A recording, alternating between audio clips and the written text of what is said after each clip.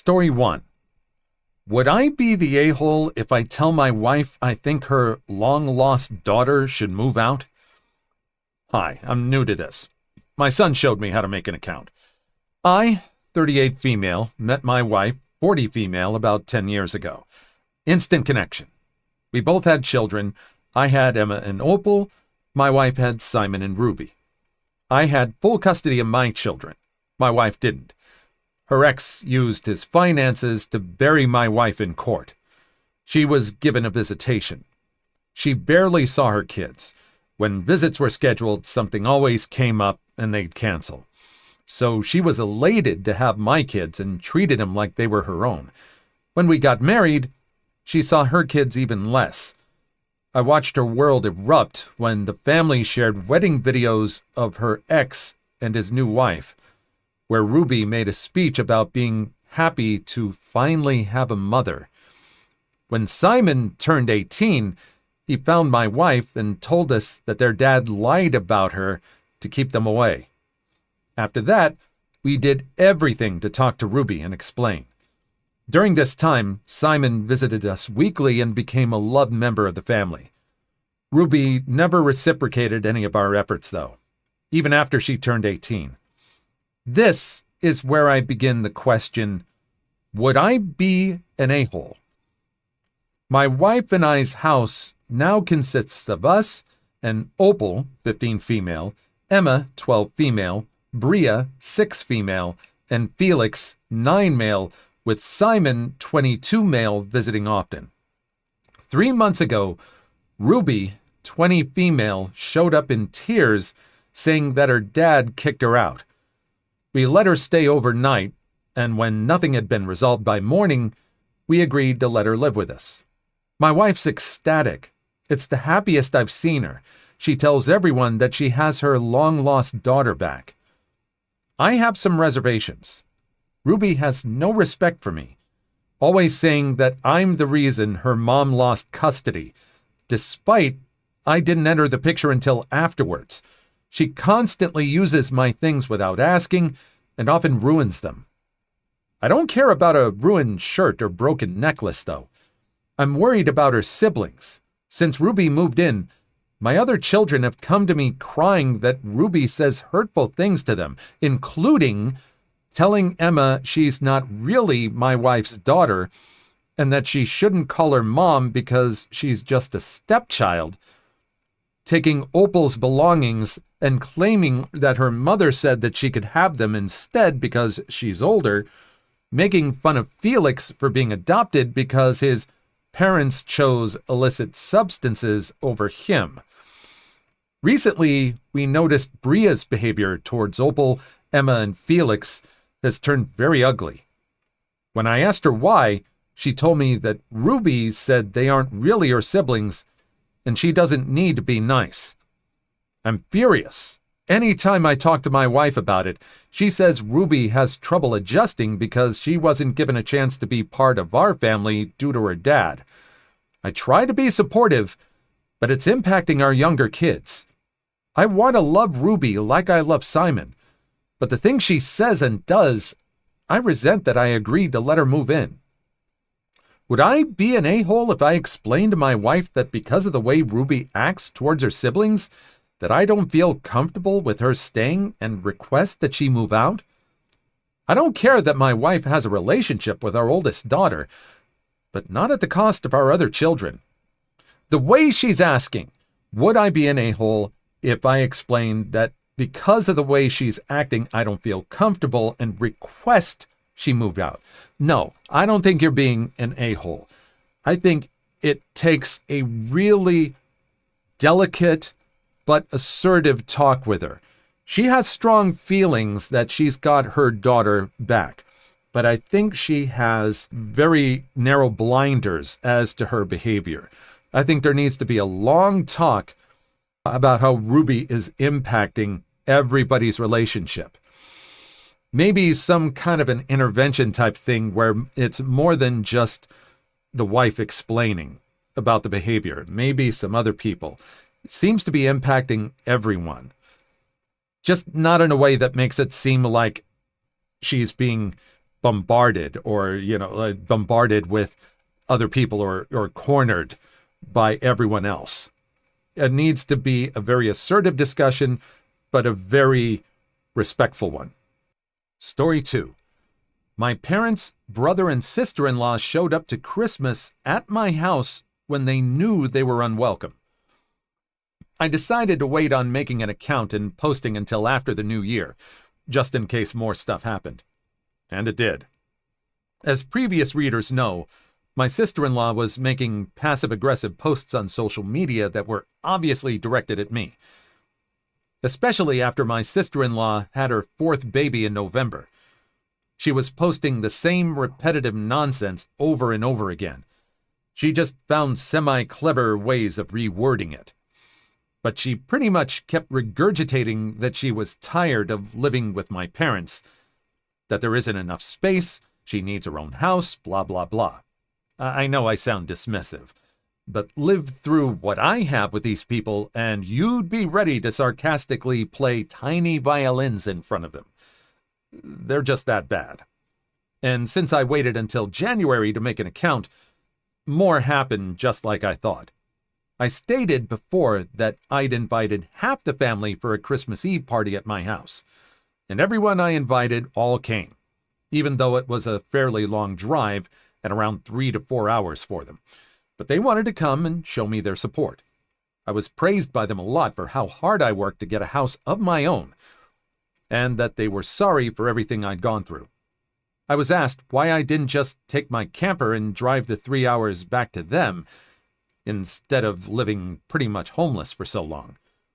And I had to sheepishly admit I was very attached to living around here, and I had my best employment opportunities in this area. My hometown doesn't have a lot of great opportunities in my field, if any at all, and I wanted to make my own way as much as I could. And answer, they overall accepted. We moved on to having a rather nice party, the best I'd been in years. Some relatives even brought CDs of great Christmas albums, and I have to say, the one my uncle brought with Ray Charles was my favorite. He sings Christmas songs like no one else I've heard. It was a grand and happy time. I felt like, for once, I could just forget my past issues and enjoy the moment. But I wouldn't be writing this if it had stayed that way. About 2 hours into the party, you know who showed up. My parents, brother, and sister-in-law popped in trying to look all smiles. They didn't even knock, just walked right in the front door like they were meant to be there. I shut off the music and told them to leave immediately. They begged to stay and said they brought gifts. One of my uncles stood up and yelled at them before I got another chance to speak, and he said they don't deserve to be in my home or my life after the smeg they tried to pull months earlier. And he was backed up by several other relatives. Mind you, this guy is my mother's brother, and he used to love her to pieces until he found out the smeg that went on between me and my parents. My grandparents, mother's parents, as old as they are, hurriedly got in between us and said to my parents that if they want to make amends with me, it's far too soon. And they've never been more disappointed in them than they were this past year. They'd hidden their favoritism for my brother from prying eyes for a long time. But no one was fooled anymore, and they needed to make a serious effort to try and actually treat me like a son if they ever wanted to be in my life again.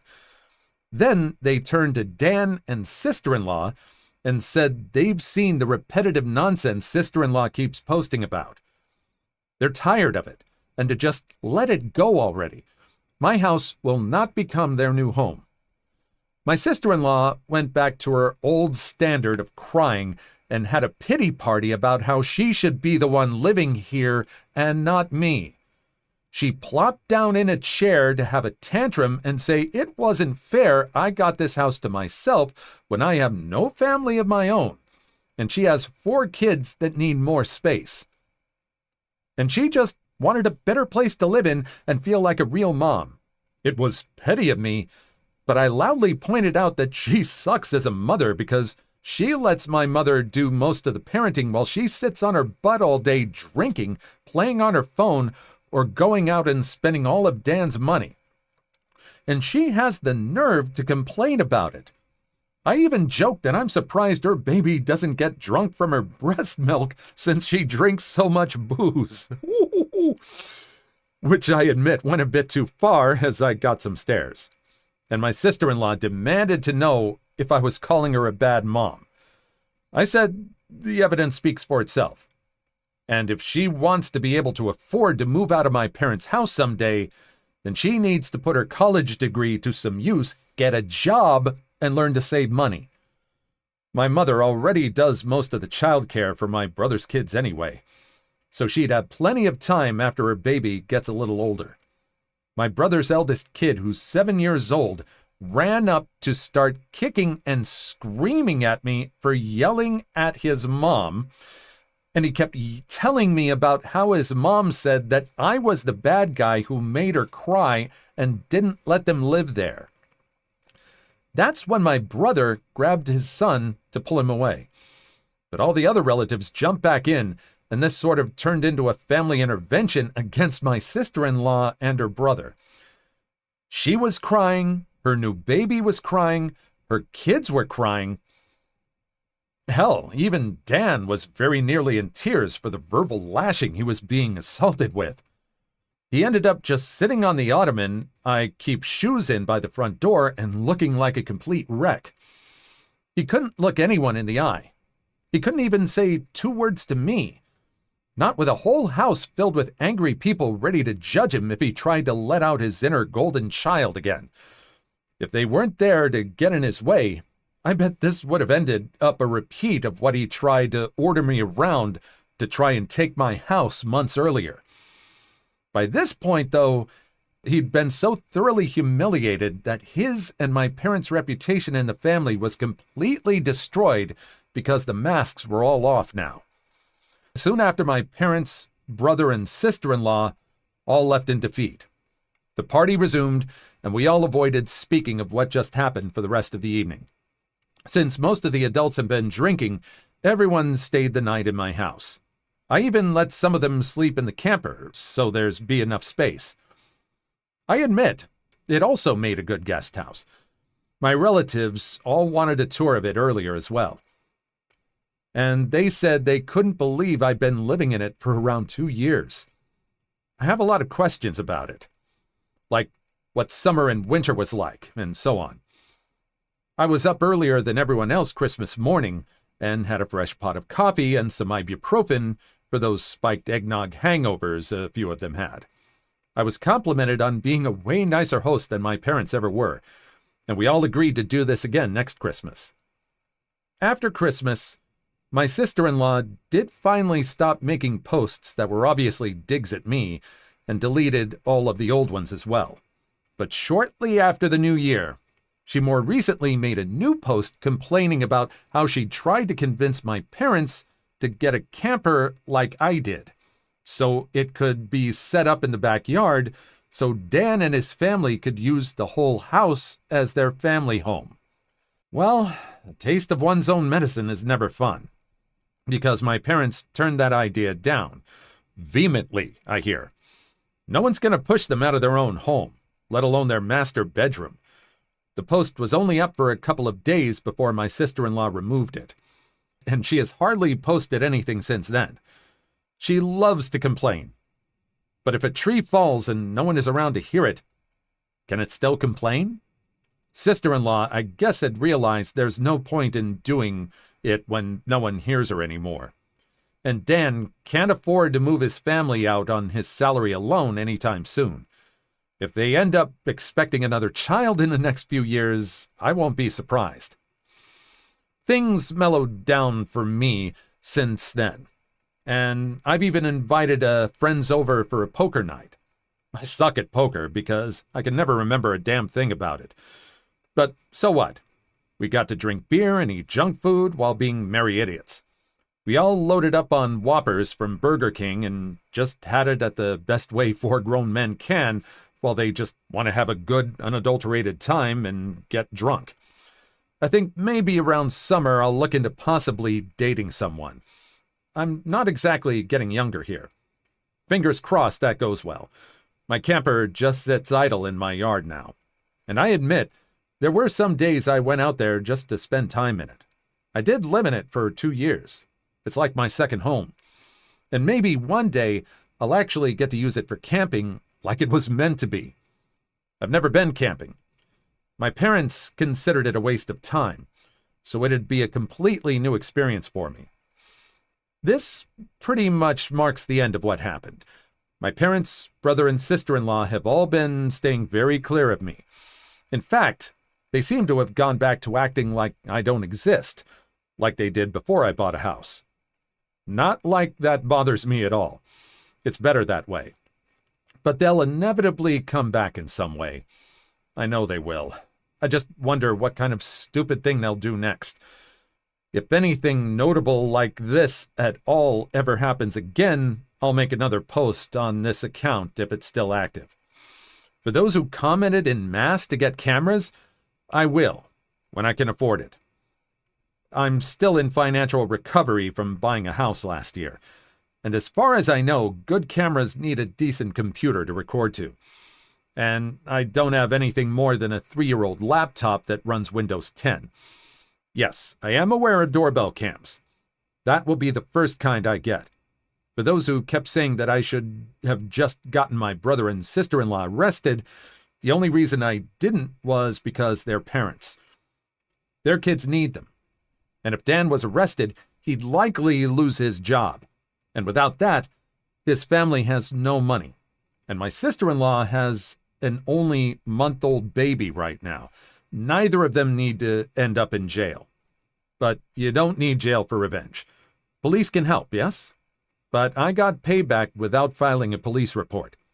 Would I be this merciful again? More than likely not. And they know it.